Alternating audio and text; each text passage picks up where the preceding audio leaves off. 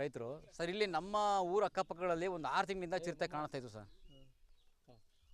ನಮ್ಮ 6 ತಿಂಗಳಿಂದ ಚಿರತೆ ಕಾಣಿಸ್ತಾ ಇತ್ತು. ಅಂದರೆ ಎಲ್ಲರೂ ಕಣ್ಣಿಗೆ, ಅಂದರೆ ಈ ಗದ್ದೆಗಳಿಗೆ ಬಂದು ಬರುವಂಥವ್ರಿಗೆ, ಈಗ ಕುರಿ ಮೇಕೆ ಮೇಯಿಸೋ ಬರುವಂಥವ್ರು ಕಣ್ಣು ಕಾಣಿಸ್ತಾ ಇತ್ತು.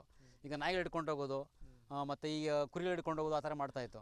ಅಂದರೆ ಡೈರೆಕ್ಟಾಗಿ ಇದುವರೆಗೂ ಯಾರೋ ಕಣ್ಣಾರೆ ನೋಡಿಲ್ಲ. ಅಂದರೆ ನೋಡಿದ್ದಾರೆ, ನಮಗೆ ಪ್ರೂಫ್ ಸಿಕ್ಕಿಲ್ಲ. ಈಗ ನಾವು ಒಂದು ಕಂಪ್ಲೇಂಟ್ ಮಾಡಿದ್ರು ಕೂಡ ಅದಕ್ಕೊಂದು ಜವಾಬ್ದಾರಿ. ಈಗ CC ಕ್ಯಾಮ್ರಾ ಇದೆಯಾ, ಹೆಜ್ಜೆ ಗುರುತು ಕೇಳ್ತಿದ್ರು ಫಾರೆಸ್ಟ್ ಆಫೀಸವರು, ಹಂಗಾಗಿತ್ತು.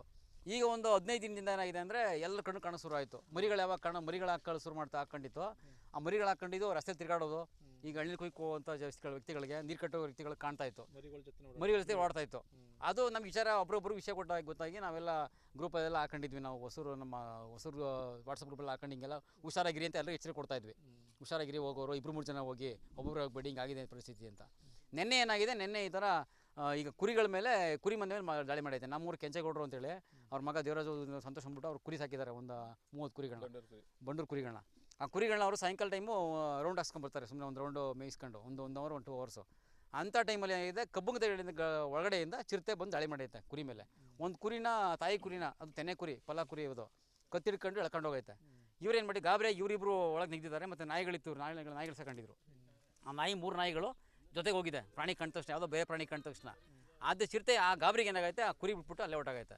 ಆ ಕುರಿಯು ಕೂಡ ಇಲ್ಲಿ ಕತ್ತರ ಹಿಡ್ಕೊಂಡಿತ್ತು. ಬಟ್ ಅವ್ರೇನು ಹೊಲಿಗೆ ಹಾಕಿಸಿ ಅದಕ್ಕೆ ಈಗ ಕುರಿ ಮನೇಲಿ ಸ್ವಲ್ಪ ಒಂದು 60% ಆರೋಗ್ಯವಾಗೈತೆ. ಇವತ್ತೇನಾಗಿದೆ ಅಂದರೆ, ಇವತ್ತು ಬೆಳಿಗ್ಗೆ ಕಬ್ಬು ಕಡಿಯುವ ಸಮಯದಲ್ಲಿ ನಮ್ಮೂರವರೇ ಕಬ್ಬು ಕಡಿತಾಯಿದ್ರು, ಬಸವರಾಜ್ ಶೆಟ್ಟಿ ಅಂತ. ಅವ್ರು ಕಡಿಯುವ ಟೈಮಲ್ಲಿ ಚಿರತೆ ಮರಿಗಳು ಕಂಡವೆ. ಒಂಥರ ಉಲ್ಲಾಸ್ಕೊಂಡ್ರ ಥರ ಕಂಡೈತೆ. ನೋಡೋರು ಚಿರತೆ ನೋಡೋರೆ, ಮರಿ ನೋಡಿ ಇವರೆಲ್ಲ ವಿಷಯ ಮುಟ್ಸೋರೆ, ಚಿರತೆ ಮರಿ ಇಲ್ಲವೇ, ನೀವು ಹೇಳ್ತಿರಲ್ಲ ಚಿರತೆ ಮರಿಗಳು ಅಂತ, ಇಲ್ಲವೇ ಅಂತ. ಆ ತಕ್ಷಣ ನಾವೆಲ್ಲ ಬಂದು ನೋಡಿದ್ವಿ, ಒಂದು ಚೀಲಕ್ಕೆಲ್ಲ ಹಾಕಿ ಫಾರೆಸ್ಟ್ ಆಫೀಸ್ ಫೋನ್ ಮಾಡಿದ್ವಿ. ಕುಮಾರ್ ಅಂತ ಇವರು ಲೋಕೇಶ್ ಅವ್ರಿಗೆ ಮಾಡಿದ್ವಿ, ಚೈತ್ರ ಅವ್ರಿಗೆ ಮಾಡಿದ್ವಿ. ಅವ್ರೇನೋ ಬೇರೆ ಕಡೆ ಟ್ರಾನ್ಸ್ಫರ್ ಆಗಿದ್ದೀವಿ ಅಂತ ಹೇಳಿದ್ರು. ಅವ್ರು ಬಂದು ಇಲ್ಲೆಲ್ಲ ನೋಡ್ಕೊಂಡು ಅದಕ್ಕೆಲ್ಲ ಸ್ವಲ್ಪ ಸೇಫ್ಟಿ ಮಾಡಿದ್ರು. ಮತ್ತು ಒಂದು ಕೋಳಿ ಕ್ರೇಟ್ ತರಿಸಿ ಒಳಗಡೆ ಸೇಫ್ಟಿಯಾಗಿ ಮಾಡಿ ಅದನ್ನ ಈಗ ಮೈಸೂರು ತೊಗೊಂಡೋಗಿದ್ದಾರಂತೆ. ನಾವೇನು ಮಾಡಿದ್ವಿ, ಈಗ ನಮಗೆ ಬೋನ್ ಬೇಕು ಅಂತ ಕೇಳಿದ್ವಿ. ಆಗಲೇ ಸುನ್ಗಳಿಗೆ ಬೋನ್ ಇಟ್ಟಿದ್ರಂತೆ. ನೀವೇ ತಂದುಬಿಡಿ ಬೋನ್ ತೊಗೊಂಡೋಗ್ಬಿಟ್ಟು ಇಲ್ಲಿ ಟ್ರಾಕ್ಟರ್ ತೊಗೊಂಡೋಗಿ ಅಂತೇಳಿ ಟ್ರಾಕ್ಟರ್ ತೊಗೊಂಡು ಬೋನ್ ತೊಗೊಂಡ್ಬಂದ್ವಿ. ಈ ಬೋನ್ ಇಟ್ಟಿದ್ದೀವಿ ಜಮೀನಲ್ಲಿ.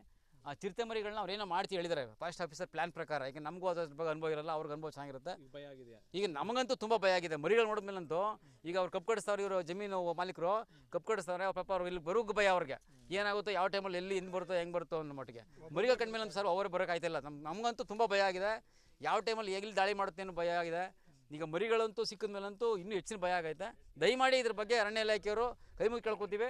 ನಮ್ಮ ಅಕ್ಕಪಕ್ಕದ ಊರುಗಳಾಗಲಿ, ನಮಗಾಗಲಿ, ಮನುಷ್ಯರಿಗಾಗಲಿ, ಜಾನುವಾರುಗಳಿಗೆ ತೊಂದರೆ ಆಗ್ದಂಗೆ ಚಿರತೆನ ಸೇಫ್ಟಿ ತೊಗೊಂಡೋಗಿ ಕಾಡ್ಗೋ ಅವ್ರ ಮೃಗಾಲಯಕ್ಕೆ ತೊಗೊಂಡು ಇಟ್ಕೊಂಡ್ರೆ ತುಂಬ ಒಳ್ಳೇದು ನಮಗೆ. ಅದು ಕ್ರೂರ ಪ್ರಾಣಿ ಅಂತ ನಮ್ಗೊಂದು ಭಯ ಐತೆ. ನಮ್ಮ ಹೆಸರು ಗುರುರಾಜ್ ಅಂದ್ಬಿಟ್ಟು ಸರ್.